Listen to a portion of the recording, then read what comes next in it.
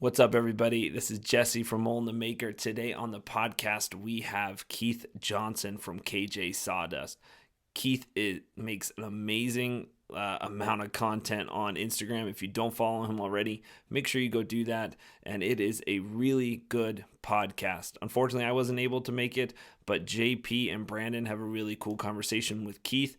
So enjoy the podcast.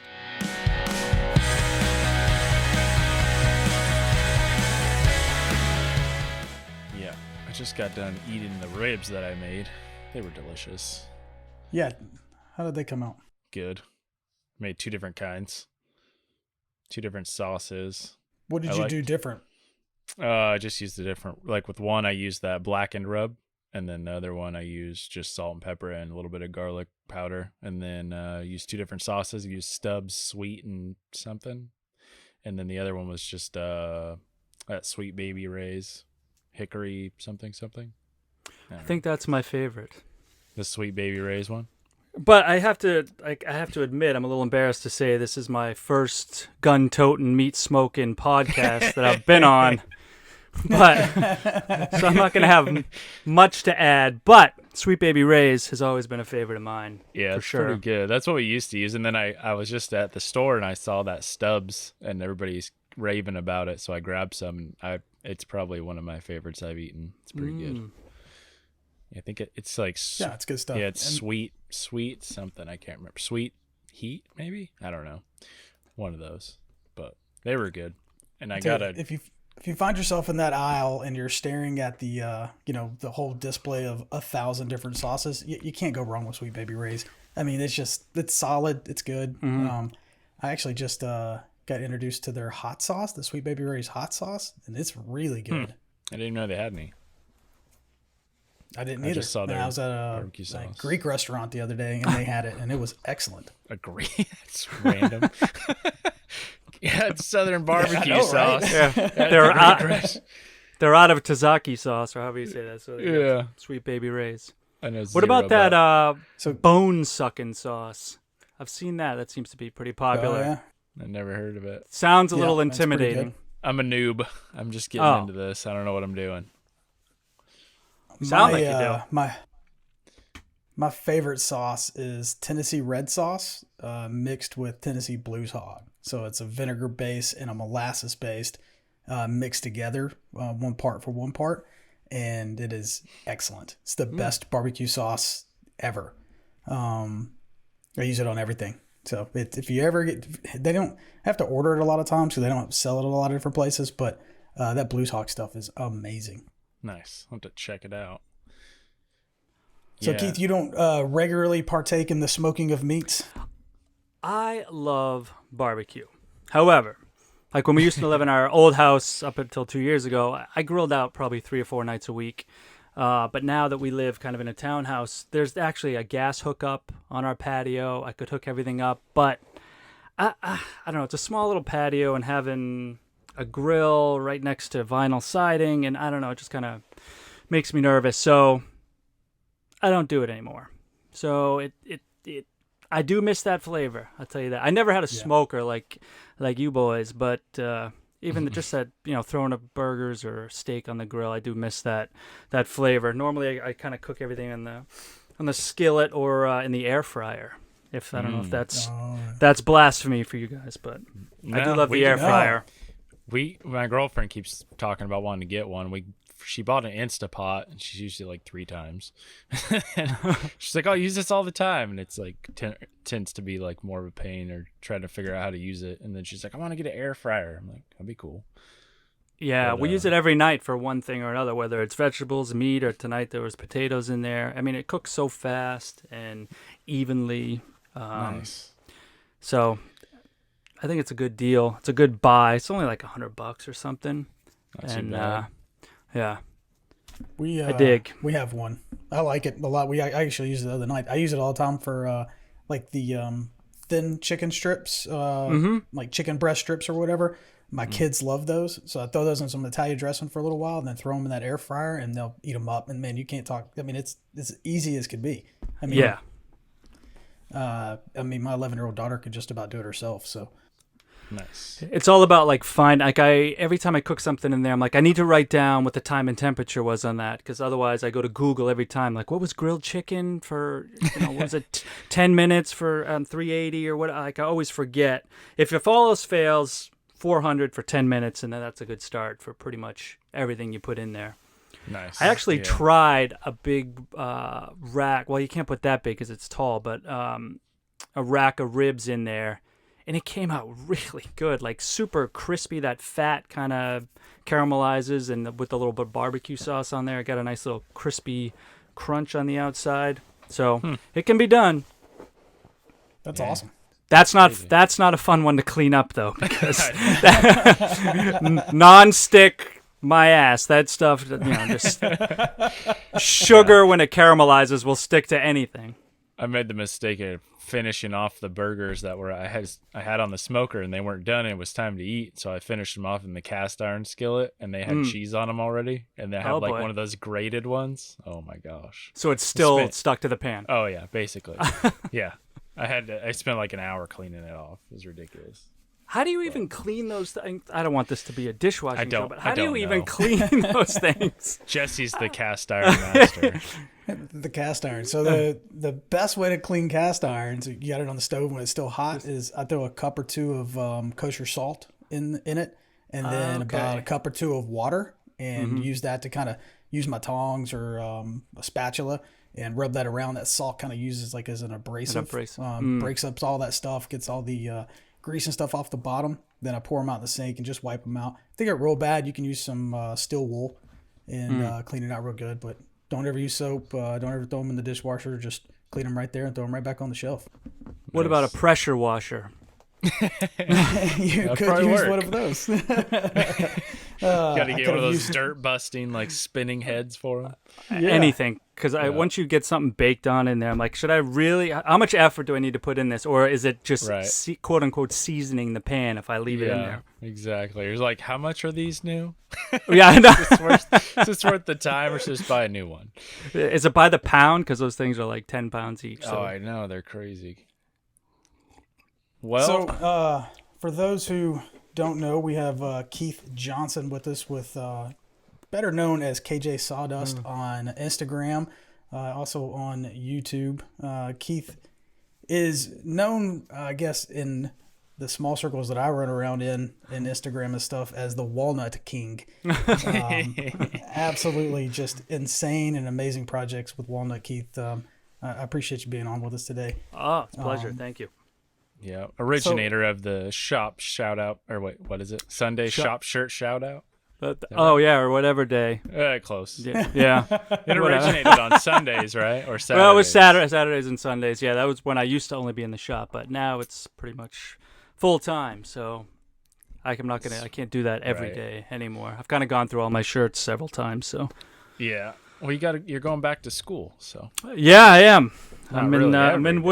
I'm in woodworking school I got 4 days a week for the next 4 weeks. So that's a lot. And I was listening to your guys' podcast. For those of you who don't know, he's also on a podcast called Shop Sounds, right? That's right. Yep. Yeah.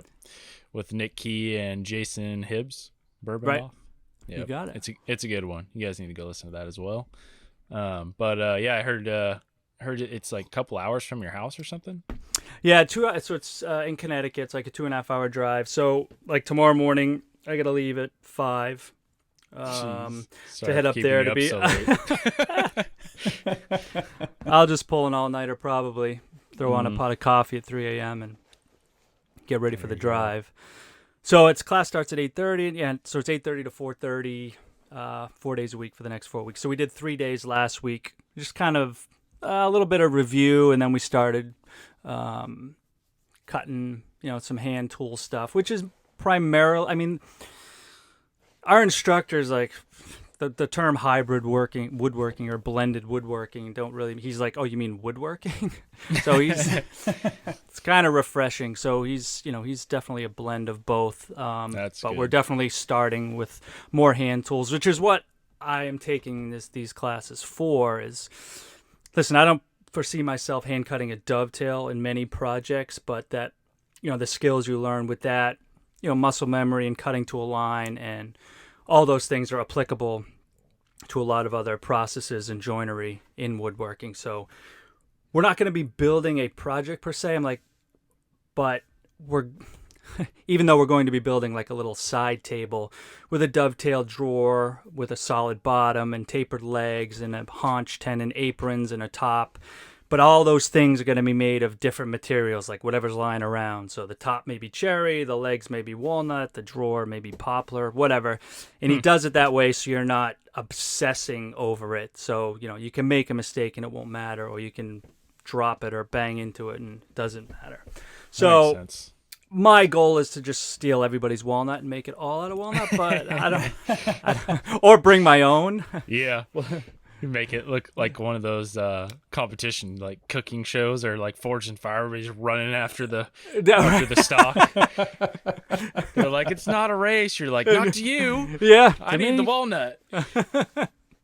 Look over there. It's cherry. Yeah, that's a Brazilian cherry. It's special. So I what don't you really really know. want. Yeah, it is maybe a little accents, Brazilian cherry accents. Yeah. So the program is kind of it's fluid, meaning there's not like a set agenda or curriculum. So kind of every time he does this 5-week intensive, it changes a little bit depending on the class and the experience. So like How many people are in there? There's 7 of us. There's 3 older guys that I think they're all retired, and then 2 younger guys or 3 younger guys. So 3 of them are kind of looking for a way to fill their time, They're bored. and the other guys are kind of looking to kind of expand their skills and make themselves more marketable. Whether they do it full time or not, I'm not sure. But That's cool.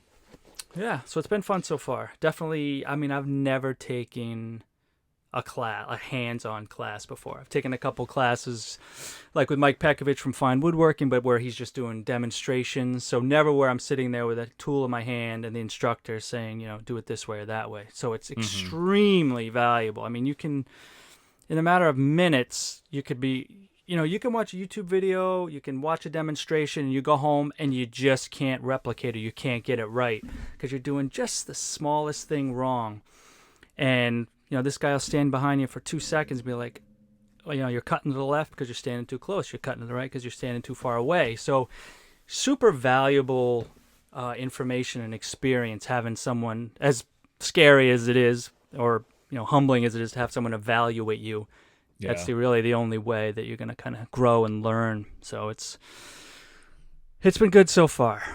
That's good. I'm definitely a hands-on learner. Mm-hmm. I can't like read directions and learn from that. No, directions are very.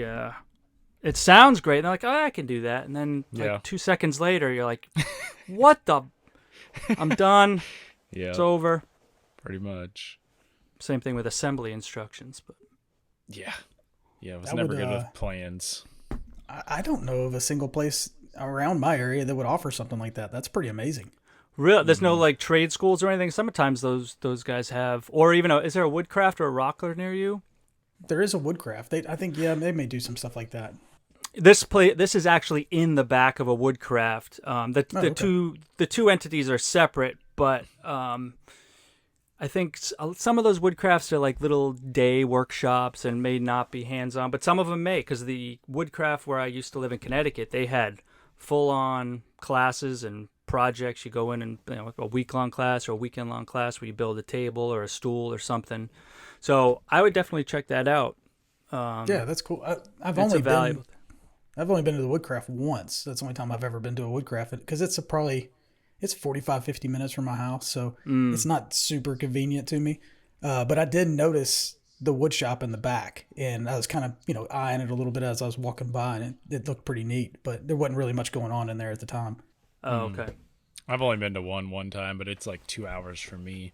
And same thing, there was nothing going on. It was like a weekday or something, but they had like a bunch of benches and some tools on them and stuff. So they must be. Yeah, they must be teaching hands-on classes then if they have.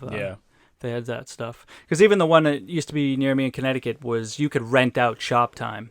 So if you were a guy that loved woodworking but you lived in an apartment or something, and you could go there and use all the tools they had and build stuff and keep it there. So that's pretty cool. Oh, that's cool. Yeah.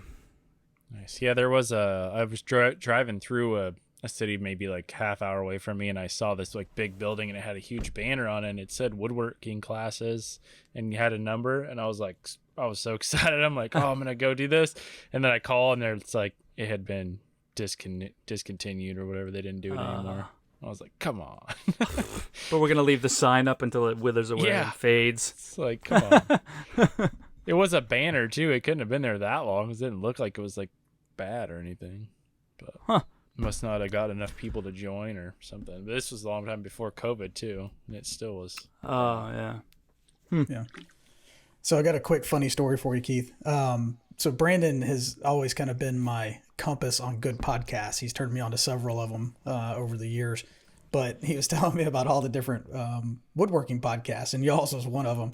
And he was telling me I should check them out. So I was like, all right, cool. So I went deer hunting the other day. I was bow hunting, and I was up in the tree stand, I don't know, 20, 30 foot up in a tree stand, sitting there with my bow, and I put in one of my AirPods and was just started listening to a bunch of podcasts. And I listened to your guys' podcast for the first time, sitting there in the tree. And it was everything that I could do not to laugh out loud while in the middle of the woods by myself. I mean, I was just, I'm sitting there in the tree stand, the whole tree shaking. Yeah. You guys, y'all have great charisma and talk. You just speak well together and very funny, and it was really enjoyable. I liked it a lot. But it cool. was, man. Thanks. I got done in about 30 minutes. I was like, I got to stop listening to this. I'm never going to get a deer. I was afraid one was going to walk out and I wouldn't be able to, pause it. And I'd be sitting there trying to aim and listen to y'all at the same time. That would have been terrible. Like, why'd you miss that deer? Well, yeah. Well, Jason just started yelling out Patreon names just that random. Jason has a way to certainly lighten the mood and keep it going. Yeah. I got a lot of good knowledge on there, and I liked it a lot. It was really good. Cool. Yeah, actually, because I didn't know that you guys had a podcast until probably a month ago, and I'm pretty much caught up because, I used to, when I was living in Connecticut and commuting to New Jersey, I had 3 hours in the car every day. So that's all I did was listen to podcasts. Then when I moved to New Jersey, it was 20 minutes. So I had to really kind of find out or narrow down what I was going to listen to, and also listen to it at 1.5 times speed. So my vast library of podcasts went to a very small library. But now... And I don't normally listen to any. I don't know. Do you guys listen to stuff in the shop, podcasts or music or anything? No, I don't either, because No, I'm always I do filming. the whole time. Yeah. So do I, but I used to on my earbuds. But I'm always filming on my phone, so I can't.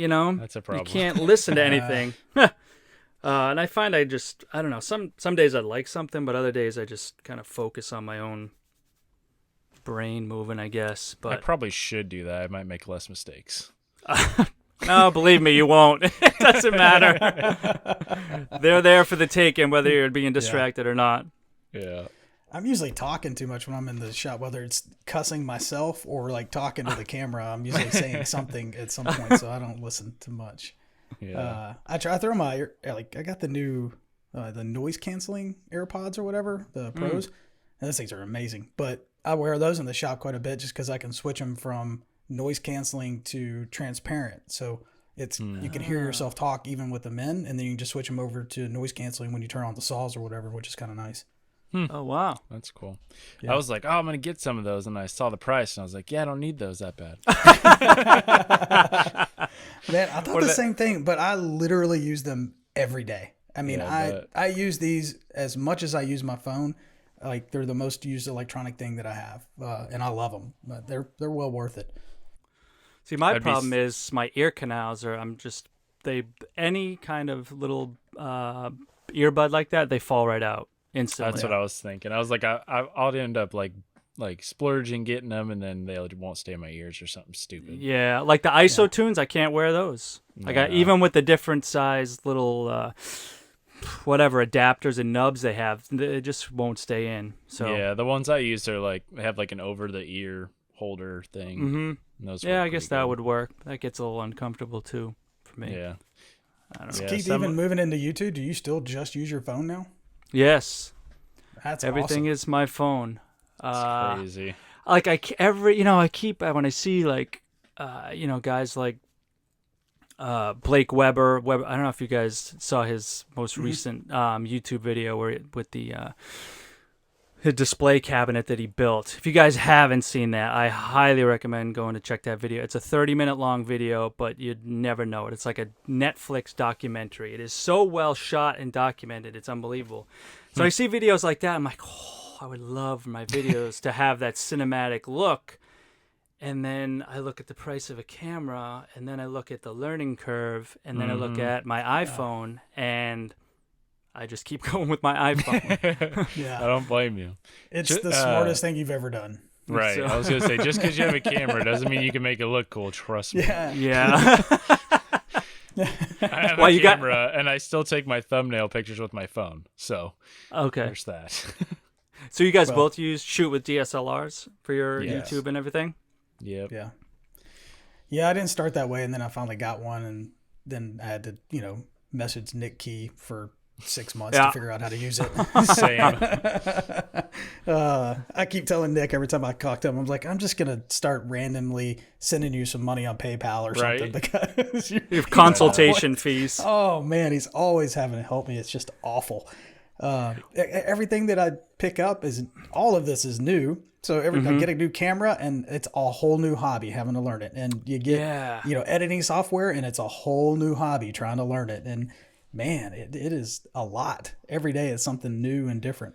That's why I just send my videos to Nick and have him do it. Yeah, that's probably smart. So I think that you have a nice full head of hair because of the fact that you don't use a DSLR. So. Like I actually have a unlike Brandon DSLR. and Well, believe me, this is It's going a very toupee. quickly. Yeah. Yeah. It's I have a DSLR for regular taking pictures, and even that, since I use it so infrequently, every time it's like your dovetail jig. Like every time you go to use it, you got to read the instructions or figure it out. I'm like, with the iPhone, you just point and click. It really is a point and shoot. And with this portrait mode now for pictures and everything else, it's really dummy proof. Like anytime I see a horrible quality picture on an Instagram feed, I'm like, what are you using, a flip phone? Like there's no Right. camera out there that takes a picture that bad. Yeah. There's nothing. There's really no Razor. excuse anymore, is there? No. I don't know. The guy that is our welder at work, he bought some like random, I don't know what it is, Motorola or LG or something, and that thing takes horrible pictures. Really? Yeah, it's one of those like, I don't know if it's maybe him doing it or if it's just that bad or what. But Well, I it's know my definitely mother, no like, iPhone. my mother would point the phone like she's trying to take a picture of my niece and nephew, and like doesn't realize there's a focus button, and she's looking over her glasses trying to, Yeah. and like everything comes out blurry because they're moving. It's like and you tell her just touch the screen lightly and it focuses. So she's like got this heavy-handed finger, like it's not working. I don't get it. And like, okay, so maybe maybe there are people who just don't know how to take a picture. Yeah, could be It's possible. for No. sure. How long have you been doing the YouTube thing now?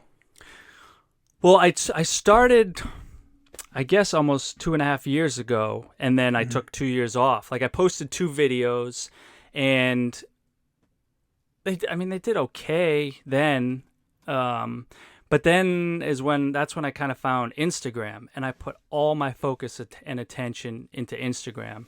And I started to see so much growth. I was like, gosh, forget YouTube. I'm just going to keep, it was so gratifying. And you get that friggin' buzz from getting all these followers and everything. And I look back, I kind of regret doing, like, not necessarily focusing on YouTube, but mixing my time between the two.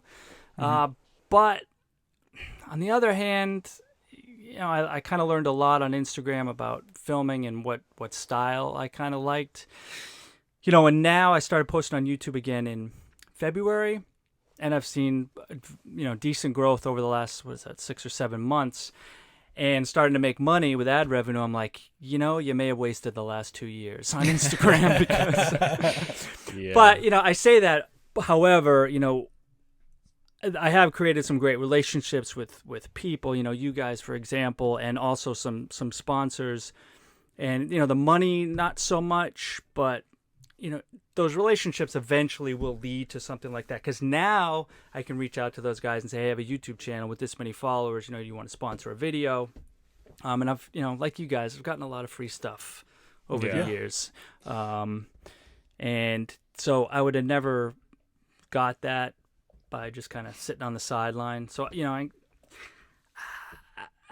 I just think, people are always scared to put out YouTube videos because number one, they don't like being seen on camera, or they're not comfortable in front of the camera.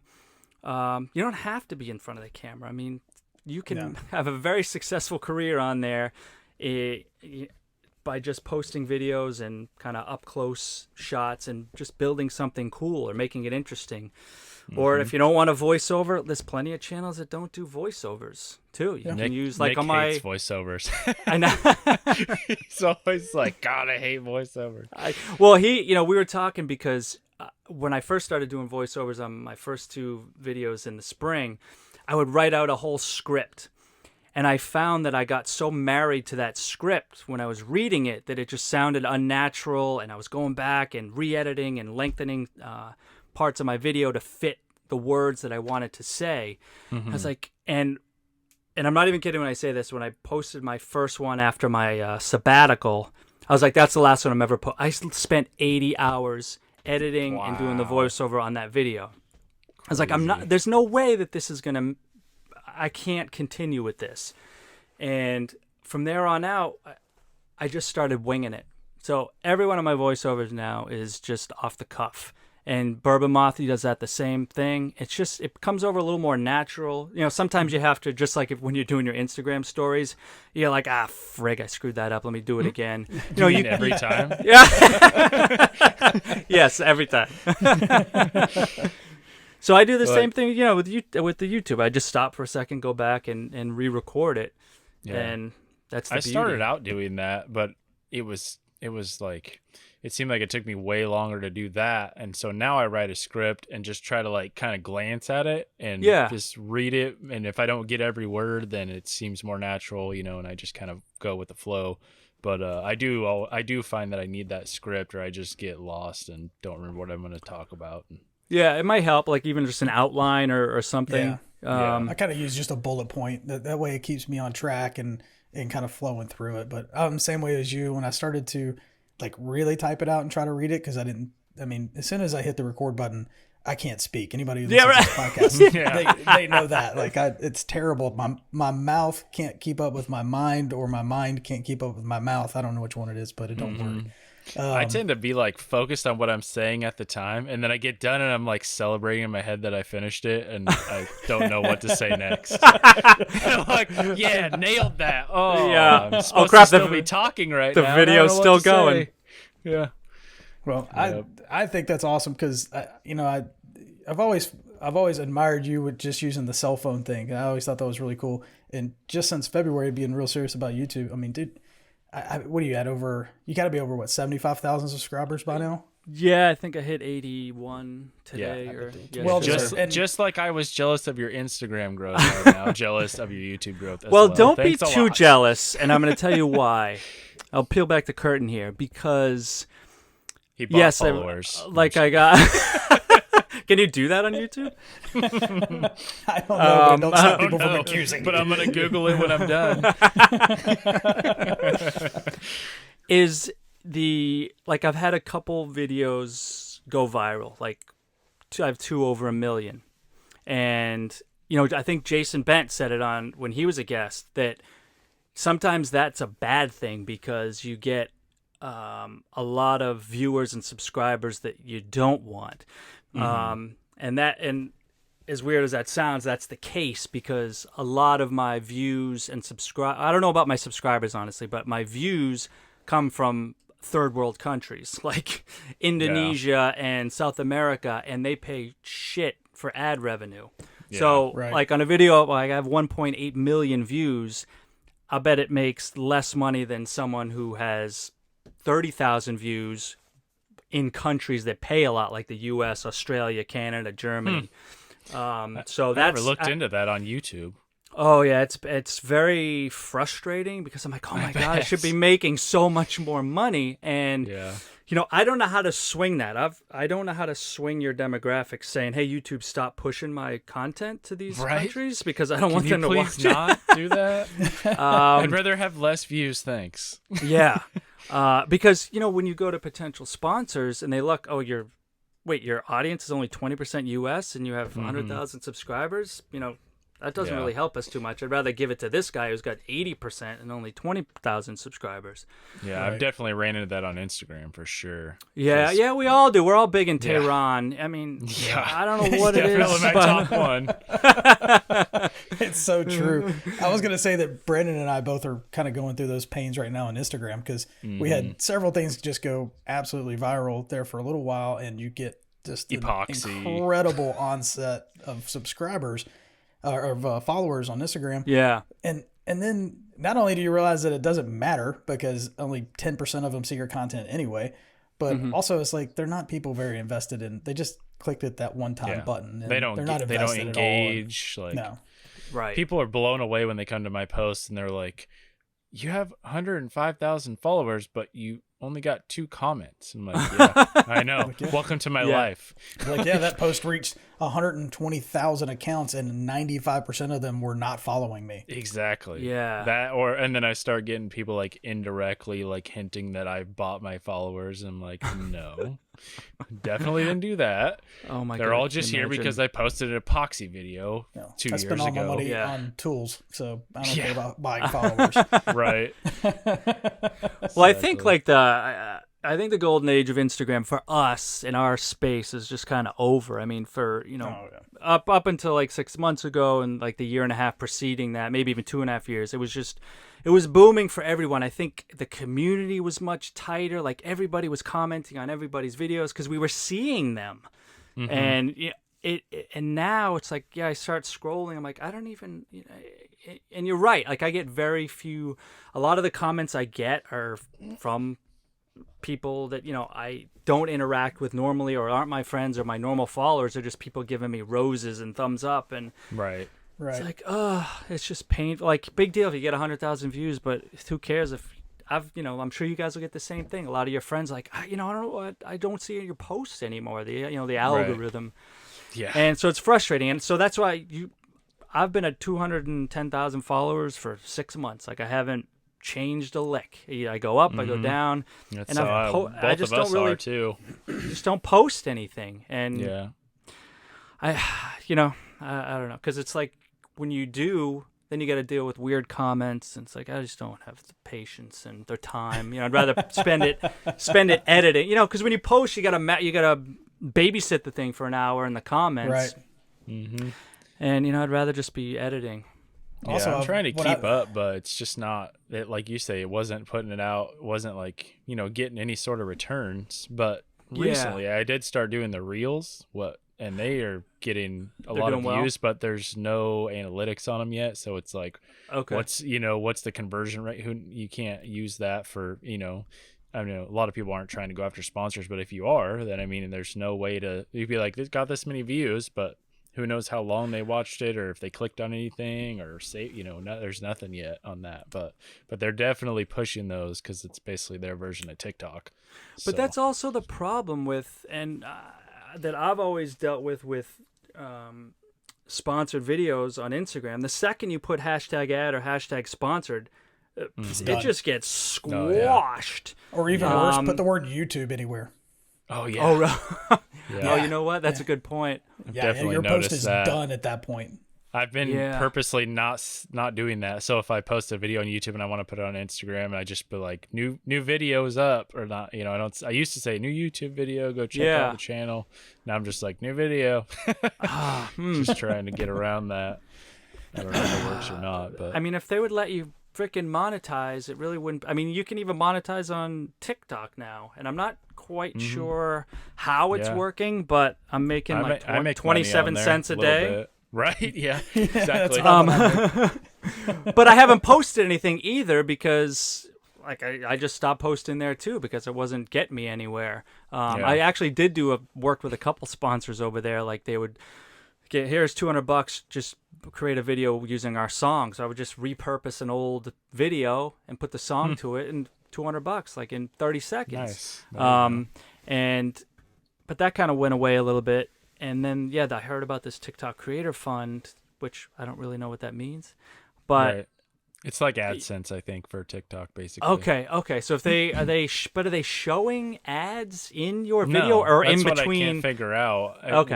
I don't know what they're gaining from it is, unless it's just keeping people on the platform. I don't know. Yeah. Maybe they have a long-term goal of some sort. Huh. Who knows? Because I did get and I got an email yesterday from somebody about our TikTok sponsorship, saying to promote one of our apps, and you'd get possibly this much money. I was like, well, yeah, I mean, give me more info. I don't care over there. I'll sell I'll sell out in a second on TikTok.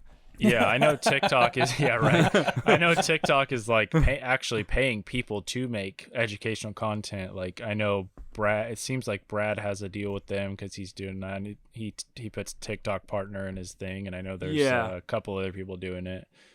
So I did do that I think it was it earlier this year? Geez, it might have been last year. I don't know, this year's kind of flown by. But yeah, it was like $1,500 but it was a lot of work. You had to do like 30 posts in I forget what it was. But, I just repurposed all old Instagram content into a format that would work. But yeah, you're right. They're paying people to kind of create content for the platform. And then that's the other thing is when you work with TikTok, they promote the shit out of it, and that's where those followers go through the roof. They'll lure you in with, oh yeah, we'll help you out a little bit, and then they get you married to that platform. Yeah. I've said before, like, because I don't really watch any woodworking videos on that platform. It's all for cute animal vids, and that is why we have 2 cats, because after watching so many cute cat videos, we had to get some. I was like, I can't take the cuteness anymore. I need my own. So I blame hilarious. TikTok for these 2 cats. Nice. Oh man, there's some crazy content on there. I get stuck on there, and I'm like, well, I better not even open the app, or unless I have like an hour or 2 to spare, because I just keep scrolling. It works. It does. It does. I'll go in the bathroom and I'll come out an hour later and like my hair's all disheveled. Like my wife's like, "What were you doing?" I was like, "Sorry, TikTok vortex. I got caught." Your legs are asleep. Can't walk right. Come out looking like a baby giraffe. That has happened. I won't lie. That has happened. That's hilarious. Well, what have you been doing? Anything in the shop, or are you just going to school? I have. So that's the other thing is I have several projects kind of in progress where I'm doing a built-in closet for my nephew in a very small closet. So I'm having to kind of build it in pieces and bring it over and put it in when I can. And I also started on these little patio side tables, one of white oak and one of sapele. I started back in March. Like the bases are built. I just have to glue them together. But I'm pouring white concrete tops for them, round concrete tops, like 1.5 inches thick. And I got all the concrete. Z Counterform is helping me out with that. But I just haven't had time, and I've never really poured anything like this before. I mean, I've poured a pad for a stairway, but never, something a little more kind of on the line here. Yeah. Because of, this, I don't know. So I keep procrastinating because I don't know what I'm doing, and I don't want to mess it up. Sounds like everything I do in the shop. Yeah, it gets a little like, dude, just friggin' put your big boy pants on and do it. Or what's the worst that could happen? Mm-hmm. Your form breaks and you get concrete all over your nice shop floor. That's all. And then the other thing, what is the other thing I got going? Well, we're still finalizing kind of the design on this all white oak floating media console that the customer wants the doors to flip up and slide in. kind of like a hidden door, like an entertainment center. They would open to the side and slide backwards, so you can view In your the TV. 80s. Yeah, it's very. I'm like, this is so silly because they're gonna store like toys and stuff in there, and I don't know. It's frustrating because there's not that much hardware. There are flipper door hardware. There is flipper door hardware out there, but none of it's really robust, or who knows how long it's gonna. And they're gonna be opening this thing all the time, and these white oak doors are gonna weigh like 30 pounds. So Yeah. I don't know. Not to and this mention is. if they warp just a little bit, it's probably not gonna Don't work jinx just me, right. bro. Yeah, I know. That's all I need is a callback on this one. Because Hey, then by the way, those doors. not really working. Well, that's the other thing. As I started thinking, I'm like, white oak is pretty heavy, and this thing is 6 feet long and like 16 inches high, 8 or 16 inches deep too. Like, it's gonna weigh like 200 pounds. I feel like, a French cleat maybe isn't going to be enough. I'm gonna have to put some countertop brackets or something underneath to really support this thing. And that's just, all this research and time is, it's money. And, that's what customers don't realize, when they say, hey, can you build this? See this at Room and Board. Can you build this for the price? Restoration Hardware has it for $500. Yeah. And I'm like, yeah, I guess I can. But then you realize I'm 10 emails back and forth, and the research involved, and asking people if they ever used this hardware before, and looking for recommendations. And, already you're at 10 hours of time and Haven't even touched anything. nothing. Yeah. Haven't milled a board yet. I was going to ask how you were going to attach it to the wall. Yeah, I mean, that's, it literally is from Room and Board. They sent me the picture. I wasn't kidding. That's literally what they sent me.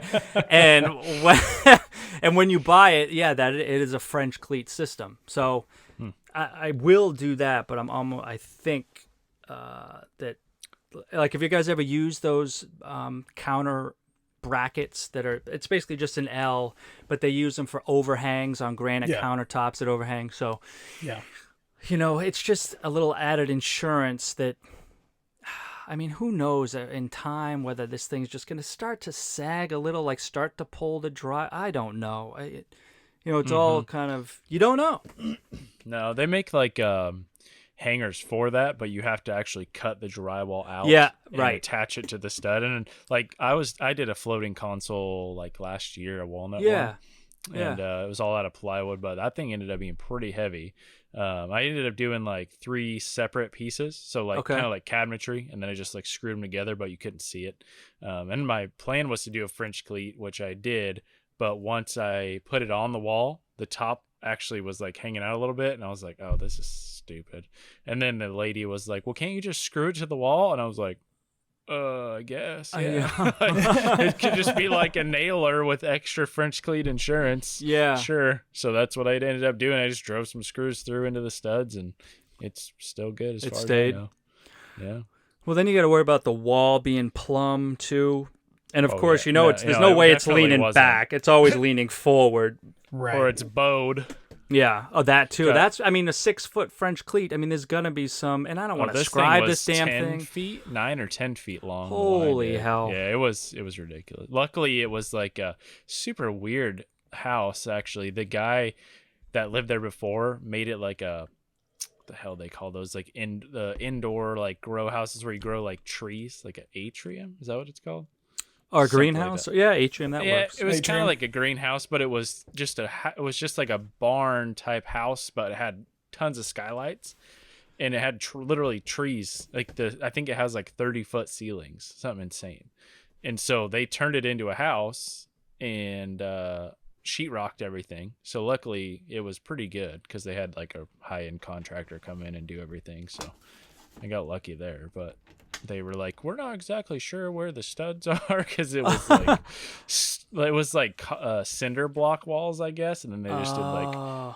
Luckily, they used 2x4s for furring strips, so I had plenty of wood, so it was like a normal studded wall. But yeah, it was kind of a nightmare. Yeah, it sucks not knowing what's behind the wall. Exactly. I did those built-ins that, if you're watching on YouTube, they're behind me. Excuse me. Oh yeah. But I did these built-ins, and talking about walls being bowed Before you and owned the not house. square. Yeah, before I even owned this house, I did them for the previous owner. No kidding. Yeah.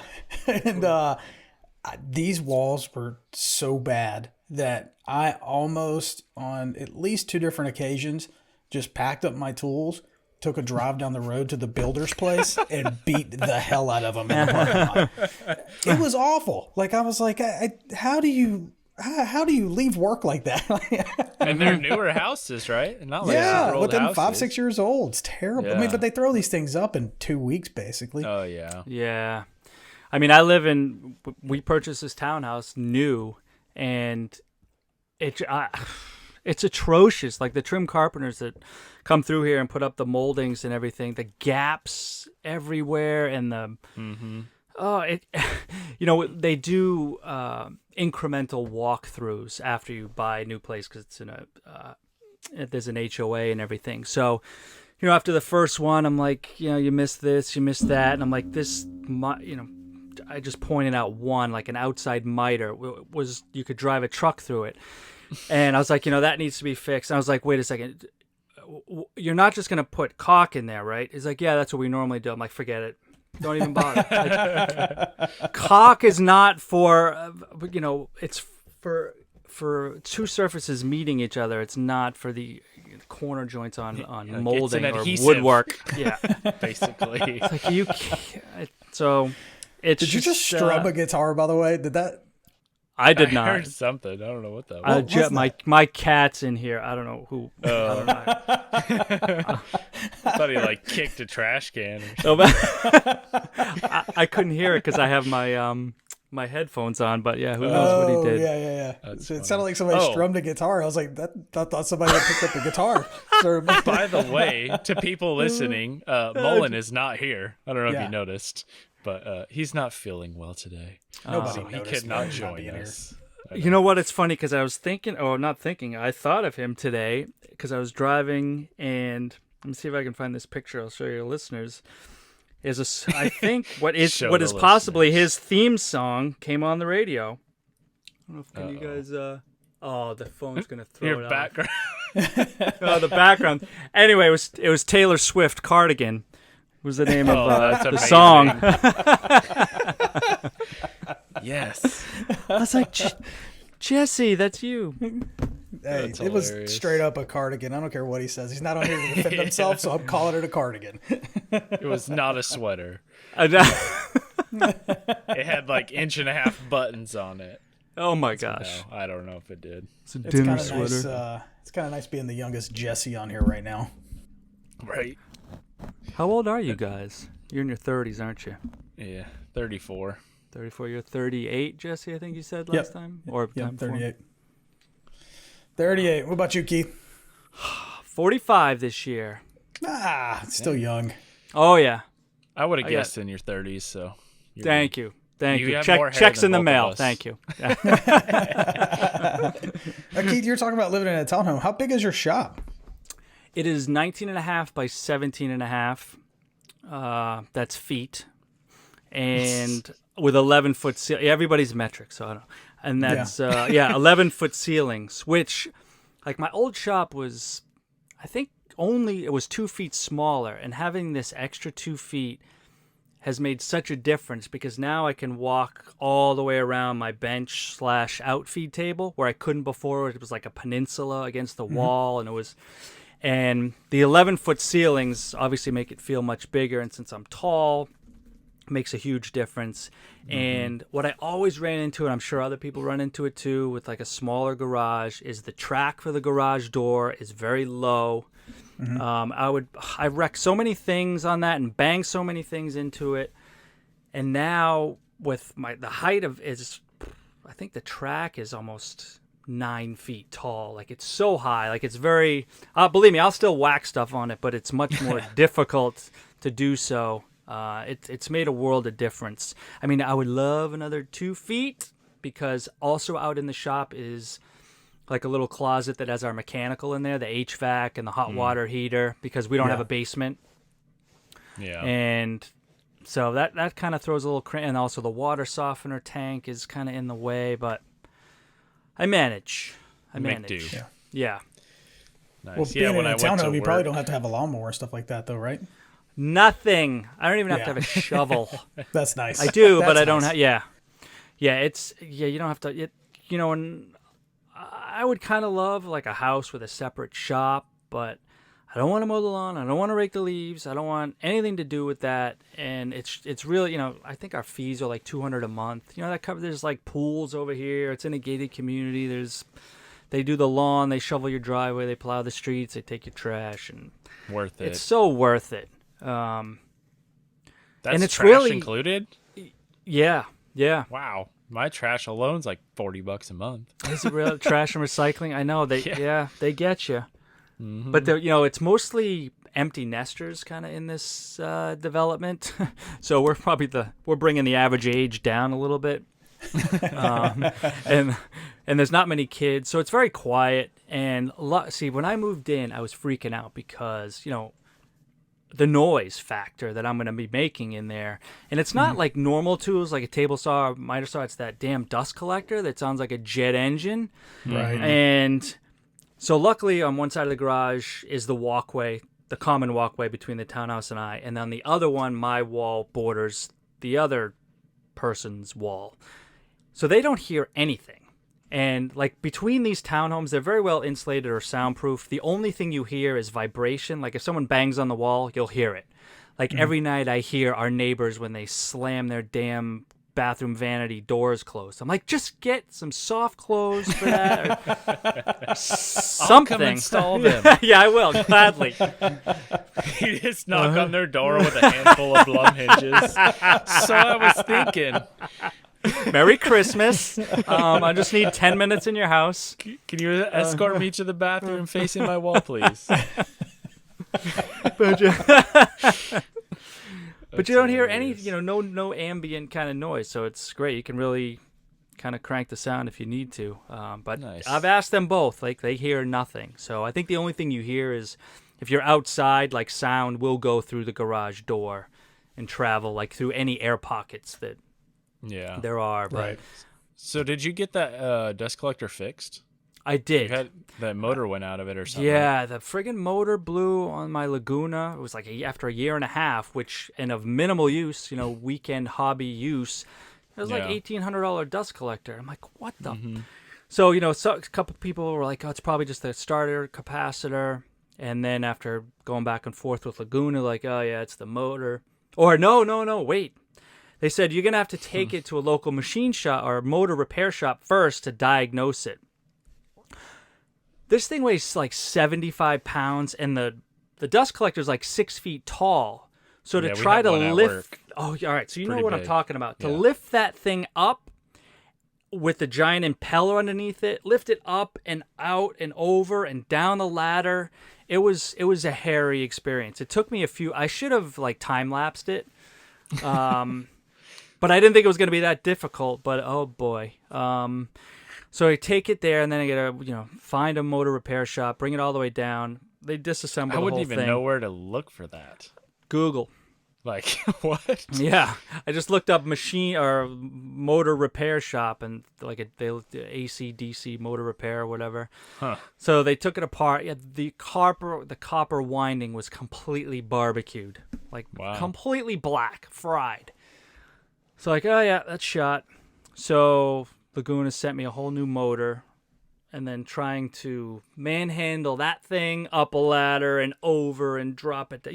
You can lift the 75 pounds if you're just kind of moving around, but to lift it up and kind of over your head and out, Yeah. extend it out, it's like, I don't know how anyone, like an older gentleman or whatever, could even tackle that project. It's just such a poor design.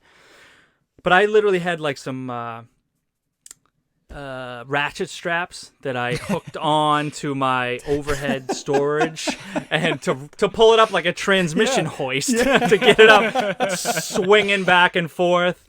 Oh, that's And hilarious. yeah, I hope that if that thing ever blows again, it's just going right out to the curb, because I'm not going through that. I'm hoping to get Right. that replaced. I don't know if you They'll guys have join seen your this. Festool sander. I know, right in the trash. Yeah, this one I won't be able to lift and toss on the ground though, so it won't be as satisfying. But I guess wheeling it down the street like with a giant. I do live on a hill, so sending it down the street, watching it slam into that a for rock. sure won't get a call to the homeowners association. Oh damn!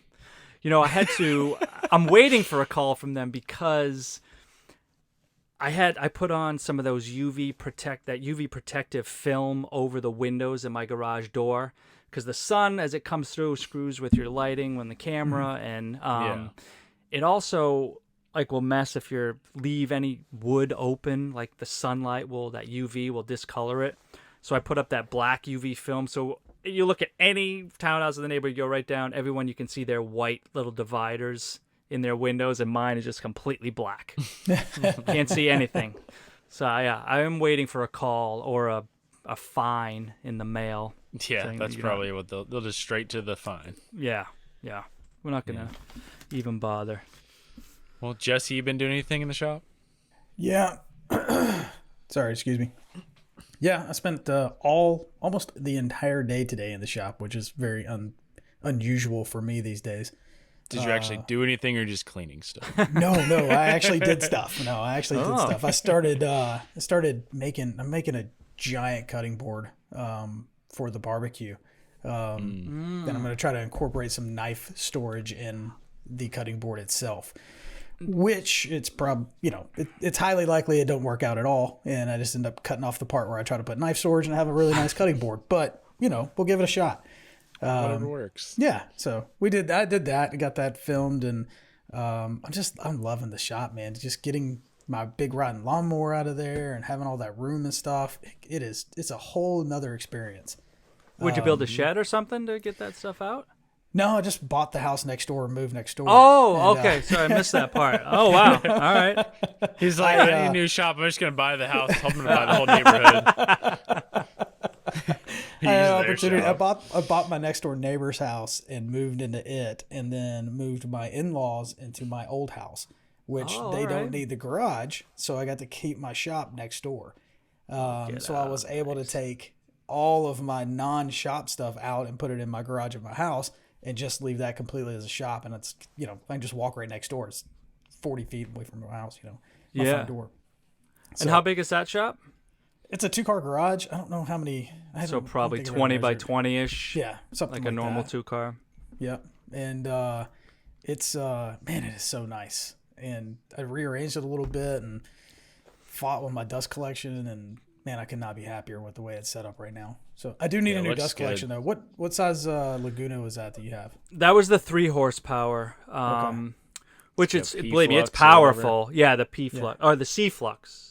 Yeah, okay. Like the P flux. I don't know. That's what the HEPA. Is. That's the HEPA version. Yeah. Which is more expensive. But hopefully, eventually, I'm gonna get rid of this one and get that Harvey. And I know you guys have seen that Harvey Industries. We were talking to Jason about it when he was on. Ever since Jason's mentioned it, I've been looking at it, and that's the one he has, right? Harvey. Yes, yeah. It goes on sale like every other week. It looks so crazy. I'm like, what is that? But the problem for me is the dust port is in the wrong spot. It's like on the long side, and I need it on either the top, just the way it fits into my space. Like I don't know how I would make that work. I don't know. It looks like a big footprint. Yeah, I think it's the same footprint as the Laguna, but it's only 3 feet tall. So you could put a work table above that and like maybe That's a CNC or something and have. It would open up all that space, and obviously the thing is like super quiet. Yeah. So eventually, maybe, I don't know. I got enough. It's always something. Yeah. As soon as you think you got what you need, it's always something cooler out there. Well, yeah, I'm always trying to I spent a long time with good tools, but needing to upgrade. So I needed the dust collector. Yeah, that was the first thing. I can't believe the work you put out on a rigid table saw. That blows my and mind. I kept forgetting, and then like the last one you mentioned, you got a saw stop, and then you're like, oh, that rigid. I'm like, oh, I forgot about that. Whew, yeah, that was. But even up until last year, I never had a joiner. Yeah, that was rough. I have it. I got a joiner like right off the start. I actually got it from Oscar from Naughty Dog Woodshop, and I think it's like $350, but it's like a Grizzly 6-inch. Dude, I hardly ever use that thing. Really? No. Really? How do you join? Well, I use my pretty joiner much all the all the lumber I get's already serviced on 3 sides. So, Oh, I mean, most of the time they do a pretty good job, so I don't really need the joiner. I do okay. use it, but it's not like a every project thing. Okay.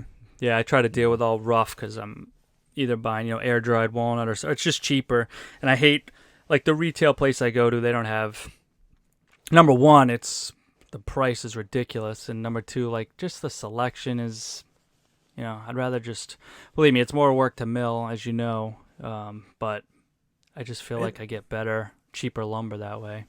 Even if Yeah, I for sure. buy 3-sided finished, I end up milling, it a little bit anyway. Yeah, you Yeah. should, but Yeah, know. but it happens.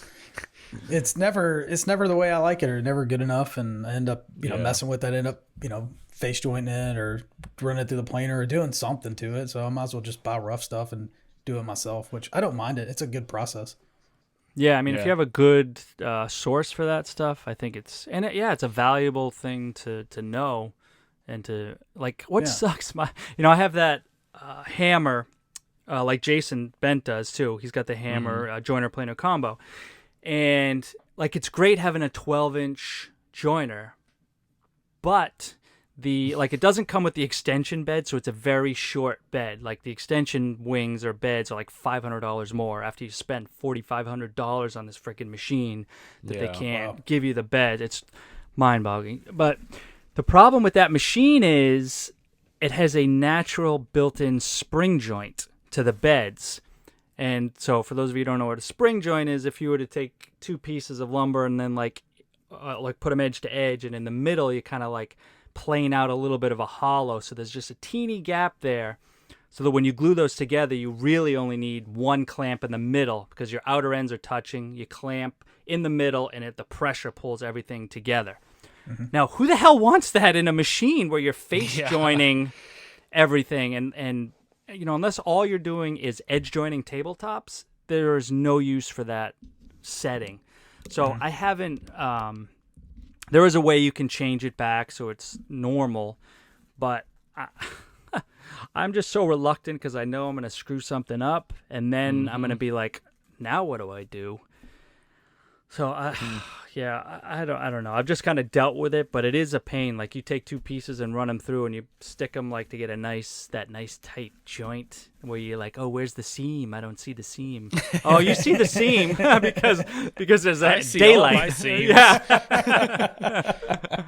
I just lean into it, I actually make them bigger on purpose. So I think eventually I'll recalibrate that thing, but I don't know. My old my joiner is so old. It's a Powermatic and it's green. Oh yeah, but I bet that thing's rock solid. There's, I mean, it runs Yeah. like a sewing machine. I mean, It's a there's freaking so little. tank. Yeah, there's so little moving parts. If they make them, as long as it's made well to start with, it'll run forever. Yeah. Yeah, At my that day thing's job, awesome. we're actually looking for like a big 16 to 20 inch joiner, but we want like an old one, like the Oliver or something like that, because we have a 24 inch Oliver planer with a spiral head. Oh yeah. They're all dull, so it leaves crappy lines everywhere, but it works amazing. And then our we have a 52 inch wide belt that's a time saver. That's from like the 60s. That thing works amazing as well. It's like, well, might as well keep on this trend. Just have a whole shop full of old, tuned up, nice stuff that's 3,000 pounds or whatever. But at least it's good. Are those 3-phase? Yeah, they're all Yeah. running on. Well, I think the joiner's running on 240, but everything else is running like 480 or whatever. Oh my 460. gosh. Yeah. Yeah, I don't touch any of the wiring. I'm just like, you guys. yeah. deal with that. I don't But trust it's anything I awesome can't see, 'cause- so I don't yeah, do it with we're electrical. actually it's cool, but it's like also makes it kind of hard to find tools because we're getting ready to order a saw stop, and they make a 480 version, 3-phase, 5-horse. Yep. But it's hard to find it. Like that's not just something everybody sells. Like your hardwood dealer that sells saw stop's not going to have that on hand. Oh no. Yeah. You have to order You know. it. Yeah. Yeah, actually, I talked to Macbeth, which is down in like Stockton, Southern California, and they are like real involved with another Woodshop podcast with Mike Coffey and those guys. Yeah. because Mike lives down there, and so I messaged Rusty, which is the guy that's always coming over to Mike's and everything, and he said they actually had one but it was the 52-inch, not the 36, and we just want the 36, I think. So Yeah. we're probably going to just end up ordering it from him and have it direct shipped, but it'll be nice to get that. And then we're still setting up, so we've only been in that shop. It's a 15,000 square foot warehouse basically, but it's shared, so like it's all the same business, but it's like half metal shop and half there's some storefront up front as well, and then the other half's kind of wood shop. But it's nice to have room to move around. When I first went in there, I built a miter station, just a 2x4 plywood miter station, just to get it up there so we could get some work done. And the first thing I noticed was, in my shop, I'm in a single car garage, super low ceilings. Well, they're 8 feet or whatever. And I'm always like flipping big boards around and like leaning back, doing the freaking. Oh, I know that routine. Yeah. Trying to swing it around my head and hitting the wall. And over there, I started like ducking. I'm like, wait, these are 25-foot ceilings. Never gonna hit anything. So it's a big adjustment. And then trying to come back in my shop and work, I'm like, what? This is a joke. Oh, yeah.